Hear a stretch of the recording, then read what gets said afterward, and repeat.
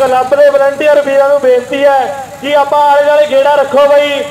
मनप्रीत नूं बेनती है कि अपनी टीम लैके आले दुआले तैनात होवे, गेड़ा देवे। नाल लाला सरपंच सरबू ढींडसा, डॉक्टर गुरजीत गिल ते कुलदीप ढींडसा सारे ही सहयोगी सज्जण इहनां नाल गेड़ा देणगे।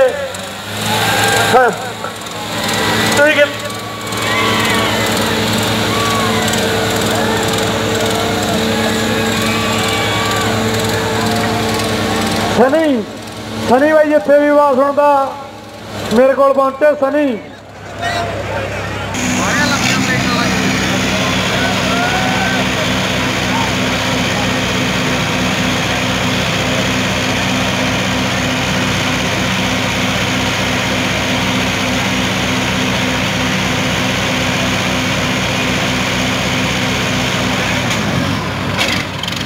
लो जी